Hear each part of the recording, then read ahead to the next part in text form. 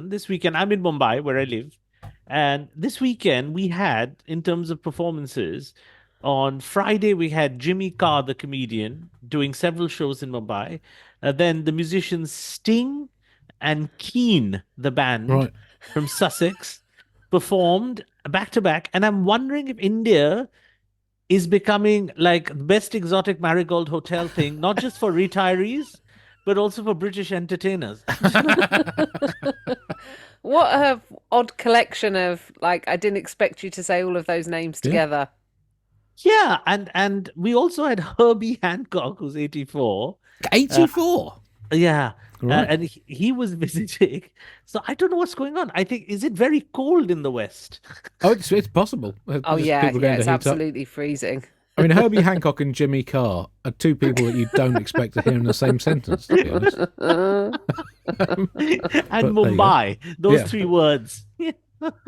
Um, well, I mean, I guess anything to distract India from the trauma of the cricket match that they lost. And I hope you appreciate, Buglers. We are recording this the day after England had one of their greatest ever victories in the history of cricket, which obviously, is universally accepted as the greatest thing ever invented. So it's basically one of the greatest days in the history of human civilization. Also, West Indies beating Australia. And I have calmed down enough in just, since that game finished, about 30 hours until we start recording, to be able to speak to you, hopefully in a comprehensible manner. But my heart is still thrumming on the inside. We will touch on this a little bit more later in the show. We are recording on the 29th of January 2024, which is apparently officially Curmudgeon's Day. Yeah.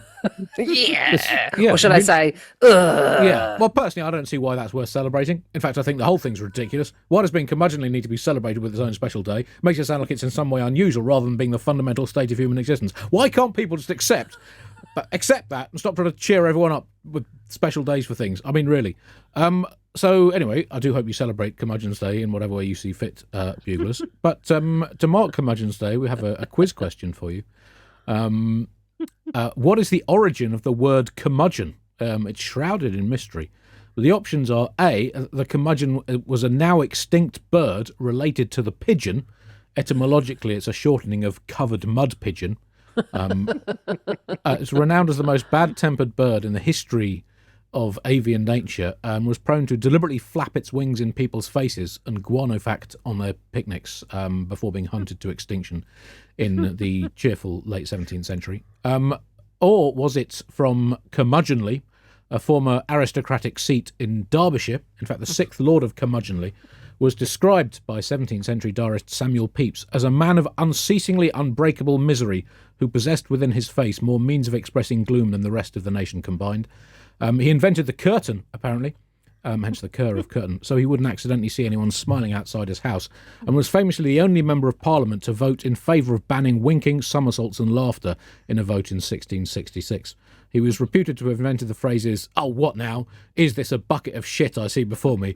And "Thank you for the offer, but I'd rather grate my own pronger off whilst bathing in vinegar." Or was it from Kermod Jinn in Arabian mythology?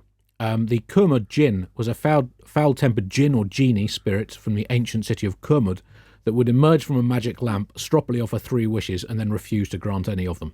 Or was it D, none of the above? No one really knows. Do send your answers to yourself by the nearest available carrier mud pigeon. Can I just say, is Yeah. that a bucket of shit before me? This was the review of my last play, I think. Put a lot of work into that dramatic work, and the critic had that to say. Lady McShits. I think they were a support act for Keane, weren't they? In the, Oh, this was a very exciting moment for me. A couple of nights ago, I went to my first ever punk gig at the age of 49. And one of the joys of having teenage children is they're expanding my musical knowledge. And we went to see some punk bands in Camden. It was great. So my not particularly wild Tunbridge Wells-based teenage years did not have a lot of punk music involved. Did you wear a studded waistcoat? No, I didn't. I think I was by some distance. Did you wear a fleece? Tell me you wore a fleece to the punk I was gig. wearing quite a fleecy jumper. I think I was, by an almost record margin, the squarest person at the gig. So, which is a status I'm comfortable with. Anyway, as always, a section of the Bugle is going straight in the bin.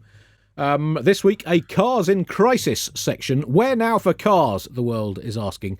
Because with fossil fuels being persona non grata amongst the increasingly influential Armageddon skeptic community, we ask, after so-called progress and convenience foisted the car upon us instead of the much-loved horse and carts, are we now set to let the tyres down on the age of the automobile just because a few thousand self-proclaimed qualified scientists claim that driving to the shops can make a penguin cry? We also investigate, with electric so-called cars increasingly popular, but not really cars because they don't make you cough if you leave the engine running and suck on the exhaust pipe, are real cars going the way of the woolly mammoth, mentioned by Anuvab just now, as well as the Roman toga and free exorcisms, hunted to extinction by the woke.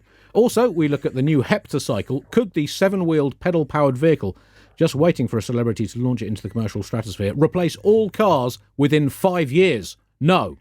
But so what? Let's say yes. Is that the kind of world you want to live in? And also, with research showing that the average width of cars is increasing, car measuring weird boffins in Britain have claimed that the renowned quadriwheeler vehicle has been ballooning by an estimated 5 millimetres a year, from an average car width of 170 centimetres on average in 2001 to more than 180 centimetres now.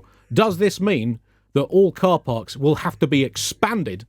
In which case, is global warming basically going to save the car park? Automobilologists have attributed the car growth growth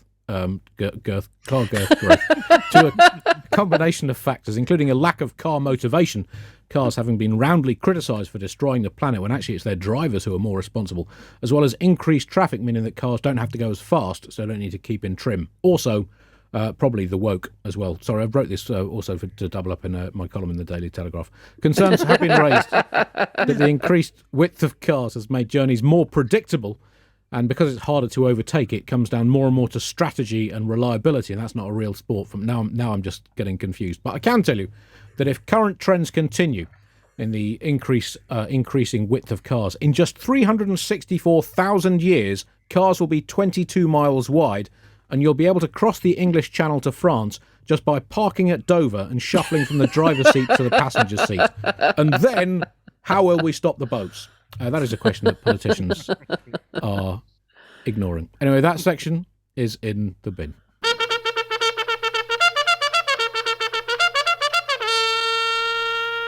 Top story this week, me.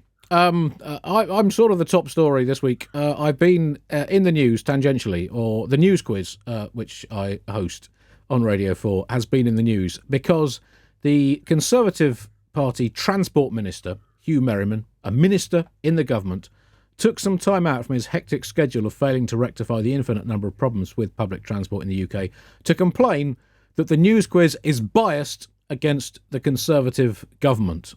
This got a reasonable amount of media traction here. He was asked by Sky News' Kay Burley for examples of BBC bias and lasered straight in on the news quiz. For 10 minutes, he said, all I heard was just a diatribe against Conservatives. 10 minutes. The thing is, and I guess this is the slight problem for Hugh Merriman here, the Transport Minister, is that the news quiz is a news-based comedy show about the news, not dissimilar, I guess, in some ways to the Bugle, but on the BBC. And the question arises, what makes more news happen, the government or people who are not the government? And that is at the root of the issue. And the issue for Merriman is that his party has been the government now for 13 years and 8 months, in which time they have done lots of things. And as I said, things that have been done are often relevant for satirical purposes on a show like the News Quiz. The obvious solution is for the Conservatives to stop being in government, and fair play to Merriman and his colleagues. They seem to be pulling out all the stops to achieve that and help us bring some much-needed balance back to the show. I don't know if this made the news in India, Anuvab. I imagine that, the BBC is in a bit of trouble with the Modi government as well, as it tends to be with quite a lot of governments, it seems. But it's pretty much brought the nation to an absolute halt. The fact that the news quiz accidentally made the news. I couldn't get an Uber earlier. No, listen, Andy, this was front page news in the Times of India. Your name was mentioned in a couple of Indian newspapers. But I have to say that, you know, I've had the good fortune of being on the news quiz. We've talked about the news quiz. I've heard both you and Tiff on it. Um, and I've been wanting to say this to both of you for a number of years. And I'm sorry I'm bringing this up now. I have personally noticed a number of biases in the news All quiz. right. Okay. Yeah, and I don't know what the Tory party were on about, and I really thought about this when I was going to Edinburgh to do my shows, and my train was 7 hours late. I had a lot of things to think about, so I could have thought about the transport minister, but I was thinking about the news quiz, and these are the biases I've seen. I've seen Okay. a significant bias to something called cricket, Okay. a sport nobody cares about. Uh, there's too much of a bias towards jokes and humor, Right. which we all know is detrimental to comedy nowadays. And I've also seen within that unnecessary comedy section that you guys do, there's a bias towards puns, All right. Okay. which almost seems to, outweigh all the other things like observational humor, sketch, and physical comedy, which I Yeah. really miss on the news quiz. There is, I mean, to be fair, I mean, there is quite a lot of physical comedy on the news quiz. It's just it doesn't always come across when you listen to it. Ah, that's, that's what I've been listening. I mean, Tiff, it's quite standard now for the government to complain that the BBC is biased. And I mean, the Culture Secretary Lucy Fraser also claimed that the BBC was biased and was asked for evidence and replied that the evidence of bias is what audiences believe is the content of the BBC, and then basically said that perception now counts as evidence, which is quite exciting news if you're in the legal profession. I guess it's going to make your job a lot easier. But I mean, it's quite a weird thing for the Secretary of State for Culture or against culture, I'm not sure, to say in an interview. Absolutely mad. It was a car crash of an interview. She said, "Oh, the corporation is biased. It needs to adapt or risk losing the trust of audiences." And that was where Kay Burley kept asking for the evidence, and she kept saying, "Well, it's the perception." And then Kay Burley said, "Perception is not evidence." It's kind of like me accusing Brad Pitt of a hate crime for not marrying me. Like when he ignores my multiple phone calls and letters to his agent, my perception is that he hates me and thinks I'm ugly. Therefore, that is evidence. That's a fact. That's truth. And I do think we need to have a multiple choice quiz for every incoming Tory culture secretary, because there'll be a new one like next week when Rishi is gone. I think she's done her week and a half, which is a statutory limit, it's like jury duty, right? You swap them in and out. So we need a multiple choice quiz, which is culture A, in my Actimel, B, the reason I have thrush, C, something to do with the arts, or is bias A, a cut of dress, B, like pansexual, C, something to do with the arts, and finally, is funding A for A, my mates, B, my mates' mates, or C, my family. And that's really all they need to be able to answer as a culture secretary. It was absolutely embarrassing. It was awful. And look, listen, most comics are going to argue that the news quiz is biased based on whether or not they get booked for it. Yes, I think it's biased against me. I haven't actually done the news quiz, so I believe it's biased against me. I'm going to say that now. But it's a weird thing of expecting there to be balance when you're the party in power. You can't expect, of course, more of the satire is going to be aimed at you. Yes, and I mean, it's interesting. This I guess the always thin, gossamer thin line between evidence and perception has been a thorn in our side as a species since the dawn of time. And one of the great examples of this came in 1912. A French-Austrian daredevil called Franz Reichelt put his perception that he could safely jump off the Eiffel Tower wearing a homemade wingsuit up against the evidence that gravity is real. And on that occasion, evidence scored a pretty conclusive, very conclusive victory. In fact, as the dent in the ground under the Eiffel Tower could testify. Lucy Fraser talk about impartiality with the BBC. And the thing with the I've done a lot of work for the BBC over the years, and impartiality is runs through its core, sometimes to its own detriment. And full disclosure, I do a lot of work for the BBC, and not including Full Disclosure, actually, which I pitched them as the first fully naked radio discussion show ever broadcast. The odd issue of Gardener's Question Time accepted, of course. So I do a lot of work for the BBC, but until relatively recently, I didn't do that much. And I'm always aware of the BBC need for balance. So when I'm on Test Match Special doing my cricket statistics, for example, for every true statistic, I just completely make one up so that we can cater both to those BBC listeners who like the truth and those who prefer to live in a world of delusion. Don't tell anyone that, because people think that I'm reliable. Was it a post-truth world? A post-truth, that's the...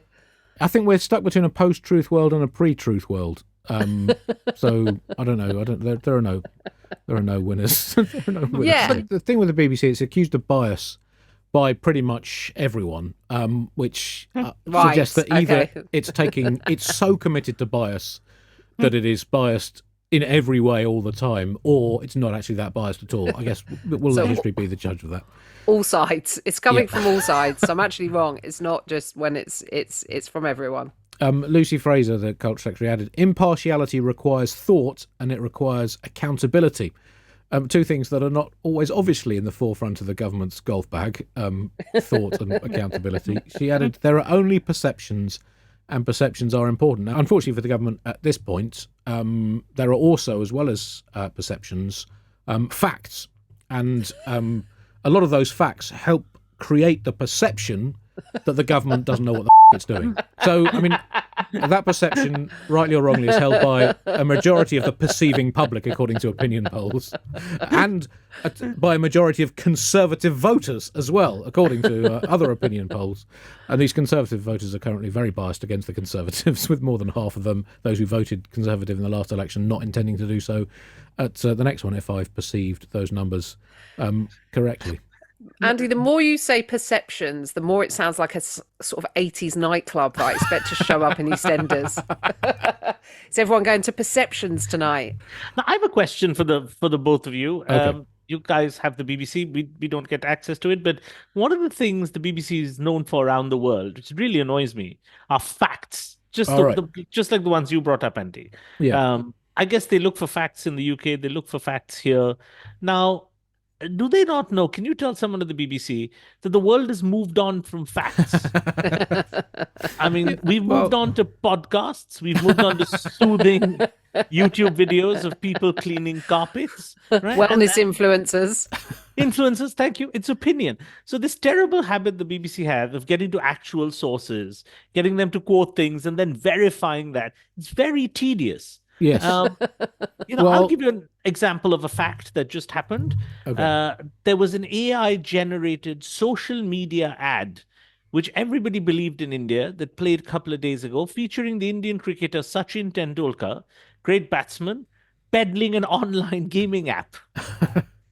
And he played that game with his fake AI deepfake daughter, who was made up. He has no such child. And This was believed by the whole country.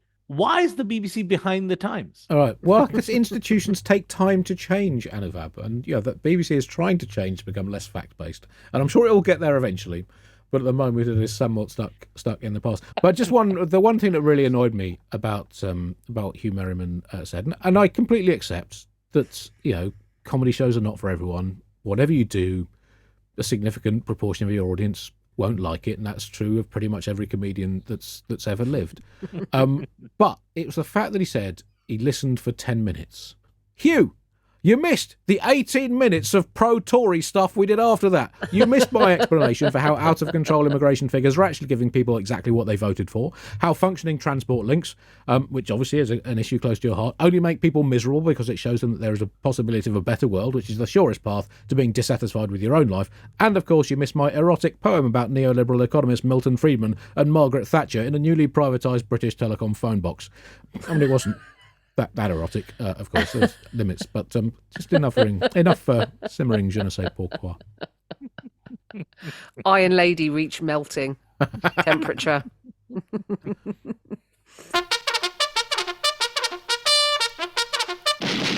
to put in context the state of the Conservative Party at the moment, well, I mean, last week, well, it was a day ending in the letter Y. It was a month with 3 or more letters in its name. It was a year with 4 figures in it, and it was a time of day between midnight and a nanosecond to midnight. So you can be pretty sure that the Conservative Party was squabbling amongst itself and thinking about changing its leader. What was once considered the party of stability, reliability and competence has been inflicting its own sordid catalogue of identity crises on the country basically ever since it came to power in 2010, gulping down and chundering out prime ministers, cabinet ministers and barely quarter-arse policies like a lead-poisoned Roman emperor at a particularly headed banquet. And the latest was Simon Clarke, who was briefly a cabinet minister during the afternoon that Liz Truss was prime minister back in autumn 2022, who said that Rishi Sunak must quit before he leads the Tories to extinction. I don't know, it's not entirely clear who Clarke would rather lead the Tories to extinction. They seem never to be content with their current extinction direction leader. And I mean, it just seems like there is no point at which they will stop just bickering amongst themselves and think, oh, what is our actual job, Tiff? Well, I like that they said to extinction, because that seems to be a theme today, because we've discussed the woolly mammoth, but now it's, first it was the dodo, now it's the Tories. Will we be digging up their bones in years to come saying, how did this happen? We banished cronyism and ruined their comfortable habitat forever. And it's survival of the fittest, isn't it? Come on, guys, you need to adapt to be the leaders people actually want. So between them, I mean, the infighting has gone on, but there are Tory party members who've sort of balked at the idea of him saying anything, saying, do we need advice from Liz Truss's right-hand man who was in the job for 5 weeks? And that's fair enough. They'd probably be as well asking a beauty influencer. At least they might get a glow up. But it's pretty impossible to salvage any of their reputation right now. They aren't even the rats fleeing a sinking ship, are they, anymore? They're just the fleas on the rats fleeing a boat that's being screamed at from the shore by Nigel Farage. You know, like what is left of it? They like you say, they consider themselves to be the party of consistency, and now they can't stand behind one person for more than like 5 minutes without a knife in their hand ready to get them, so they get to the front of the queue for their 5 minutes at the top job. I don't know if you know, but your Prime Minister's mother-in-law is currently India's best-selling children's book author. Oh, and I was at a literary festival last weekend where she's written a short story about a small boy who repeatedly punches a bear that enters a home he shouldn't. And that got me thinking about your current situation, about your politics, and in particular about a son-in-law who, at the core of it, at his DNA, has always been a hedge fund manager. And it reminds me of the 2010 book Too Big to Fail, which was about the financial crisis, in which Andrew Ross Sorkin, the financial editor of the New York Times, had written, there's very little fun you can have with a hedge fund manager. I feel about Mr. Sunak. I feel like he's the sort of parent that would take his child to an extreme paintball event and then later list that on his CV as having served in the armed forces. I feel like my only other experience I have with your Prime Minister is one Mr. Boris Johnson, who at least, had humor. He got on a cycle in Mumbai, and we've talked about this before, Tiff and Andy. He got on a cycle in Mumbai, roamed around the gateway of India, shouting to homeless people who wants to do a trade deal. And I think at least there's something there you can work with. Simon Clarke defended himself after he was criticised by other members of Conservatives for bringing more division to the party. He said, no one likes that guy that's shouting iceberg. No, Simon, particularly not when the guy who's shouting iceberg was also the guy who a little while ago was shouting, let's ram this f***ing ship into that f***ing iceberg. And also, particularly not when he's shouting it long after the ship hit the iceberg, has split in half and is about to relocate downwards, and everyone is wanting him to shut up so they can hear what the band is going to play for its finale. The one pushing the women and children off the boat as it goes into the iceberg. But senior Tories have rallied around the Prime Minister, which is usually a very, very ominous sign. Former Prime Minister Liz Truss teamed up with Jacob Rees-Mogg for details of whom listened to various previous episodes of the Bugle, the Member of Parliament for the mid-18th century, I think he is. He's he's like how I would describe him as an absolute Cluedo piece. I think that's a good description of him. They've launched a new movement within the Conservative Party entitled Popular Conservatism, which is a bit of an about turn from the unpopular destructivism that Liz put into practice when she was doing her work experience gig as Prime Minister. And I was looking at the number of different factions there are within the Conservative Party. And these are all official groups, according to various different websites. At least 12. This is just within the parliamentary Conservative Party. There's One Nation Conservatives, the Common Sense Group, the Northern Research Group, the European Research Group, the New Conservatives, No Turning Back, Conservative Growth Group, Conservative Democratic Organisation, the China Research Group, the Net Zero Scrutiny Group, the Conservative Environmental Network, and now the all-new Popular Conservatism. So if you are getting the impression that the Tory party is not entirely unified and entirely dedicated towards the betterment of the United Kingdom, you might want to add that to your little portfolio of evidence. Some more Britain news now, and well, we don't know how many more episodes of the Bugle we will be able to make, because the head of the British Army has warned that the entire public might have to be called up to fight in a war. That's not what he said, but that's what some of the headlines implied that he'd said, and that is good enough for me. What he did was he warned that the military was too small, and said that we have to recruit more people as reservists as well as to the regular army. But, you know, the headlines basically said, we're all going to be conscripted, start writing your poems now. So, I mean, this is a bit worrying, Tiff and Anuvab, that, you know, the cosy assumptions that we've lived with in our generation, that the peace our forebears fought for might not be quite as robust as it had seemed to be over recent decades. That's been rather shattered, hasn't it? It's a fragile piece, Andy. And now it's time for conscription, baby. I've been saying for a while, right? Because I kept seeing all these articles in newspapers and magazines about the power of going grey and embracing aging. And I was like, oh, this is interesting. We're embracing aging. And then gradually I went, oh, no, this isn't what this is. This is actually draft dodging, because we're on the brink of World War III.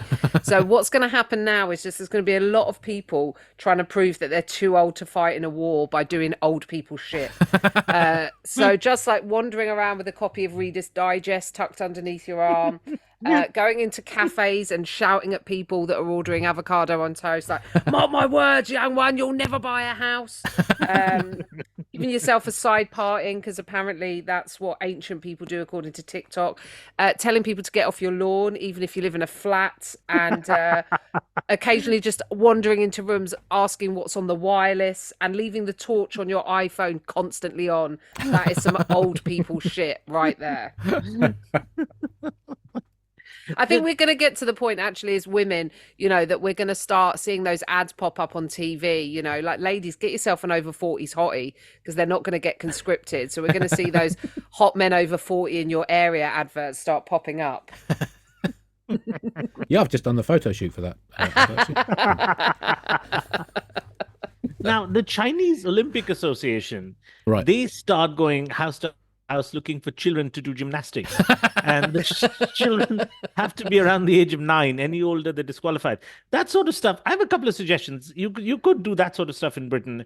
And I think that it really helps every household to have rigorous combat training. Right.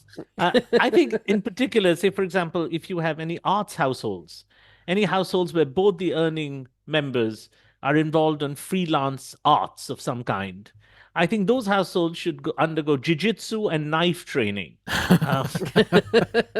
because it's useful both in war as well as in contract negotiations. So I think it's a double skill. Yeah. Well, we need people in proper jobs. I think a podcast with 3 comedians on, I'm not sure we're in a position to say people need to get proper jobs, Tiff, but yeah.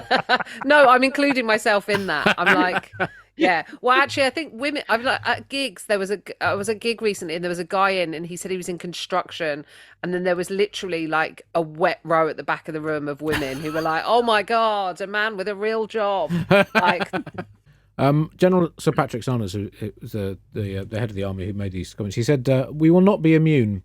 Basically referring to the current sort of global instability. And as the pre-war generation, we must similarly prepare, and that is a whole-of-nation undertaking, which is why people jump to the conclusion that he was saying everyone's going to be conscripted. But you do have to ask the question, are we tough enough these days as a society? I mean, even some senior government ministers can't take 10 minutes of mild criticism on a comedy show without needing to take a long, hard bath for themselves.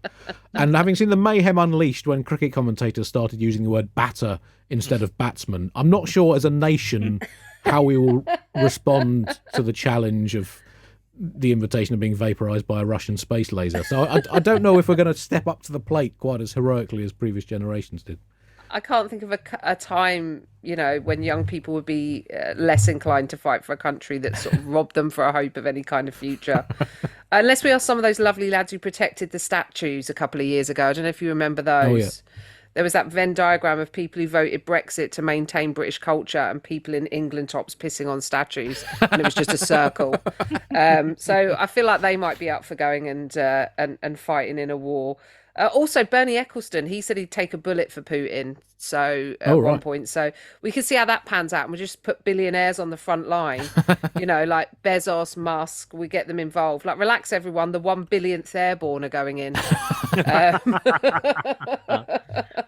But yeah, my stepson's 17, so it's like I have had like young kids like genuinely ringing into like phone-in radio shows, worried that they're gonna have to fight in a war. He's like 17 and he's a drummer, so we were like, at least maybe you can lead the march and bang a drum. And he said he'd bring his laptop and do some beats in Logic. So I think the one thing we know is that it's good to know we've upped our effort on the music production side. Right. If we do go into World War III, we've definitely upped our game there, so we've got more to play with. That's good. It looked like the first scene of Mad Max. Just I just have a quick question, though, for both of you. Does it have to be directly universal conscription? I mean, would incentives work? I know it's a voluntary army. When I was in college in the United States, you know, at the reception area, the U.S. Army would set up a thing. It said, sign up for the U.S. Army and get free snacks. So, oh, that's interesting.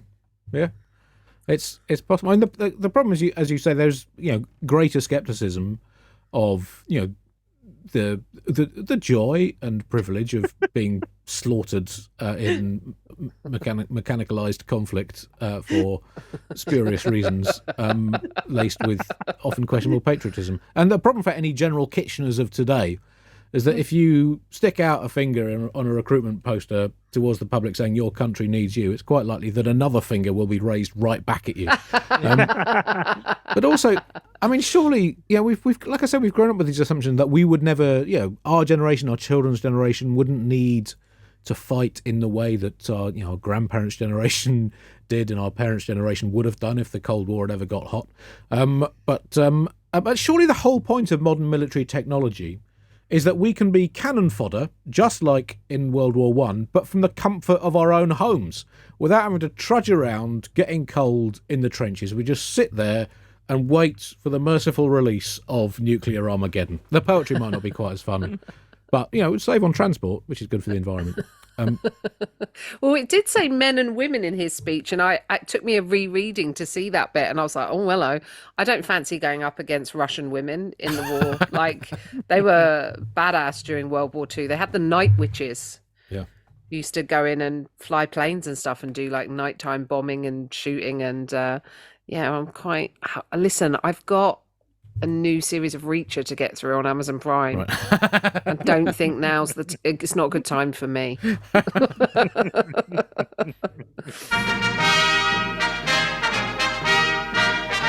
India news, and Anuvab, things are always there's always news in India. I mean, there's what 1.5 billion people around about.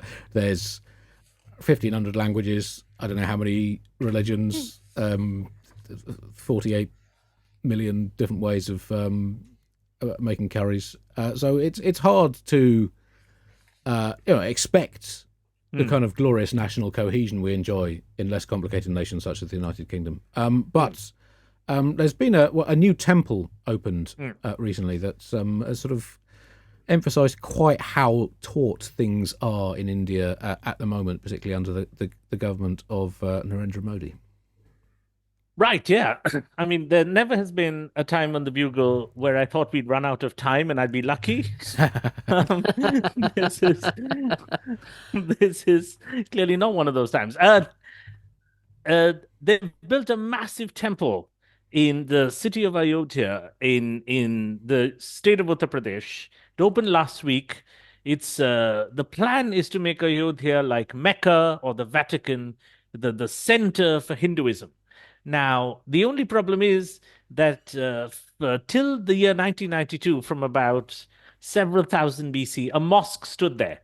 And you guys have visited India. There's enough place to put a temple next to a mosque, but somehow a large support base of the ruling party decided that the temple had to sit exactly where the mosque was. And a slightly disturbed mob in the year 1992 tore down the mosque. And in the year 2019, there was a judgment from the Supreme Court of India, a court that you guys had kindly set up in the 1800s. And they decided by statutes of Victorian law that the temple had to be built exactly where the mosque was. And they went back to the archives of 2000 BC, and somehow, clearly, the Archaeological Survey of India had an office in 2000 BC where they could pinpoint that that's exactly where the temple was.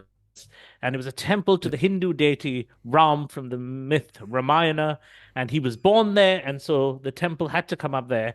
And that's the temple that's come up. The mosque was given land a little further away. Very controversial. What people don't know was there was also a wrestlers association in the same compound. And they were given land. This is what people don't talk about. That's what I'm really upset about. And the wrestlers were also given land. But the main temple is the Ram Janmabhoomi, the birthplace of Ram temple. It's come up.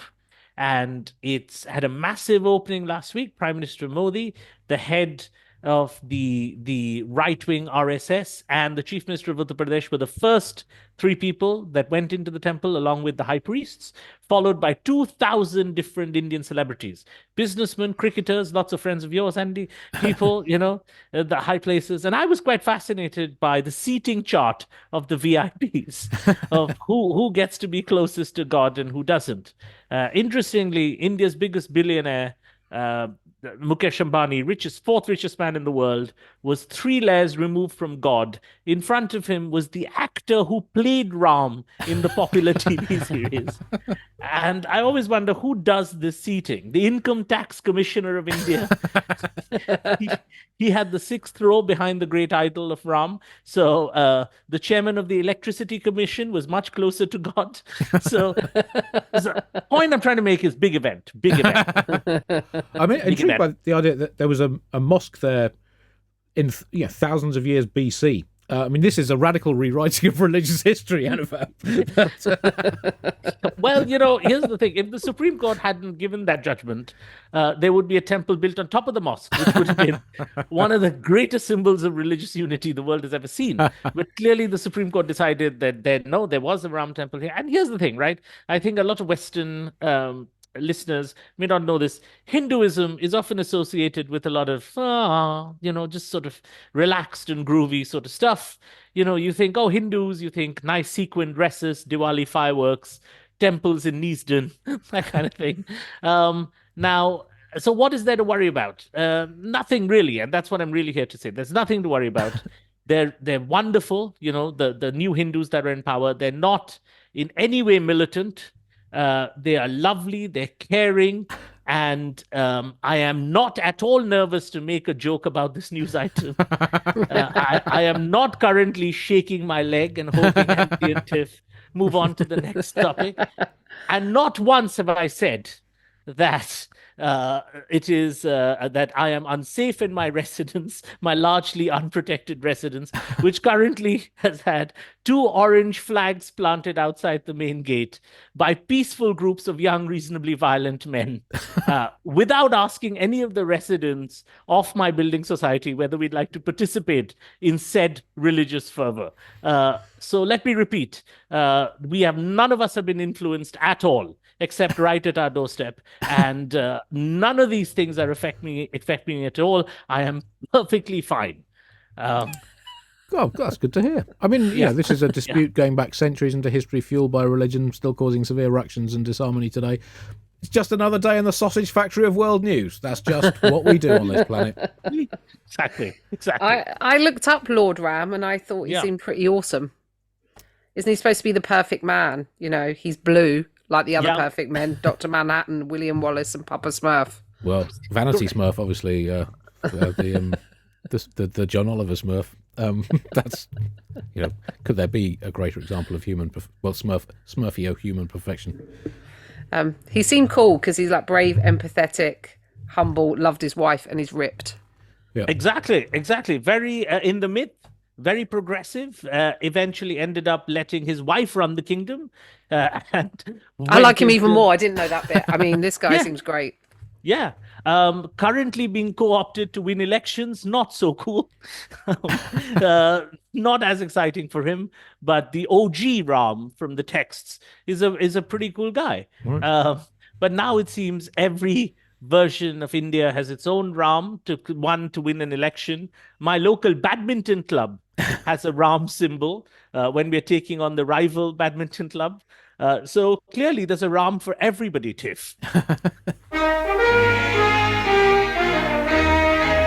Moving on finally to, the biggest story in India that we've been skirting around, Anuvab, the glorious victory of the England cricket team in the first Test match in Hyderabad, one of the greatest victories in English cricket history, coming back from a huge deficit after the first innings for each side to win. Winning in India has been one of the hardest tasks in global sport in recent years. India had only lost, I think, 3 of their last 45 home Test matches. England had a rookie spinner on his debut who had no real record, who out-bowled India's legends of the game, Ashwin and Jadeja. It's basically, like I said, one of the greatest days, along with West Indies, who've been terrible not terrible, but really struggled for decades now, having their first win in Australia since the last millennium, sparking. If you've not watched the celebration when they took the last wicket, is one of the great sporting celebrations, and covered a spectacular distance as the players ran around the field celebrating. It was, I think, one of the greatest days in the near 150-year history of Test cricket, which, as I said, is the greatest thing ever concocted by the human mind. So it's basically the greatest day in human history. But how is India coping with these convulsions in the space-time continuum of cricket that have seen them dominate at home? Well, the news story here is we've won, because you can make up any. Now, in the age of we don't have the BBC. We can say whatever we want, and most news outlets are saying we've won. So that's one thing. But the thing I want to say about this, Andy, is normally, and Tiff, you're here, you're evidence to this, when we discuss things on the Bugle, we go back and forth on news stories, various headlines which have some ironic view on world situations. The story we were covering, this particular story, India loses at cricket. Andy, it didn't come in an email. It came as a personal text message to me. I'm worried this is not a Bugle thing, but that you're trying to say something, and I'm not sure what it is. But again, I guess it's not common for these sorts of things to happen, but accidents happen in the world. There are tragedies, bridges collapse, England wins. I mean, things happen. One Indian news website, Andy, Cricinfo, that you know well, had a headline which I think summed it up. It said, "We were shit, they were not," and I think so much of the world is that, really. Well, cricket is a metaphor for life, so it is that. Yeah. But I'll have you know that the message travels, because I heard the great Sting, who is a British musician, at a packed Mumbai stage last night, and he was 2 songs in. he said, "How about the cricket?" And 80,000 people booed him. and that's I don't know how I feel about that, but just again facts. Just India going, how about you just play the hits and shut up, Yeah, Gordon.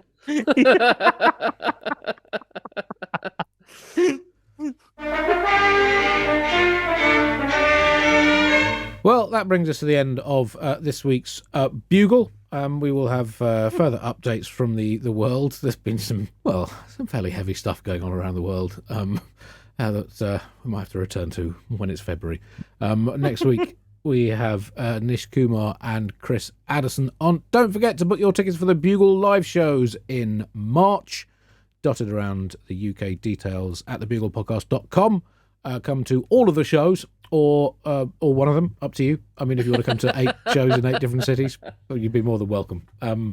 But also there's a couple of London dates in June as well. You can also hear me on the news quiz currently via the BBC Sounds app, or if you want to listen to it when it's gone out of date elsewhere. Tiff, anything to plug? I am at Leicester Comedy Festival on February 25th, and I'm doing a show at 1 p.m. because reasons. So it's in the afternoon. So I'm heavily plugging that. So buglers, please do come along.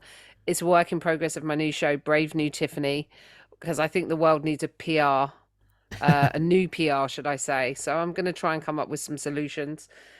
So come to that. And also Old Rope every second Monday of the month at the Comedy Store. I believe Andy is doing one maybe in March. I'm doing March, yes. You are doing March. So come along to that. Just look on my Instagram or Twitter. I'm still calling it that. I don't care.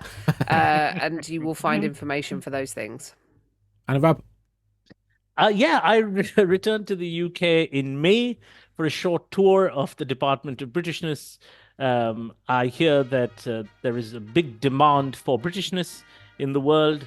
So Huge. I am hoping to tap into those large audiences that want to listen to an Indian person talk about Britishness, especially in towns like Romford or Suffolk, places like that, where I've never been, but I plan to visit for the first time. So yeah, that's in May, and the dates will be on my website.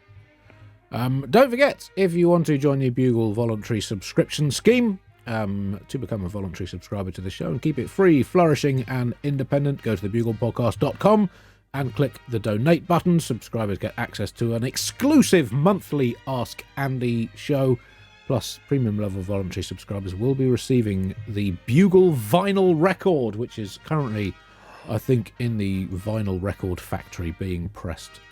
So you should be receiving it soon. It's going to be orange. There, I've said it now. Thank you very much for listening. Book those tickets to our live shows. See you at them in March, and we'll be back next week in February. Until then, goodbye.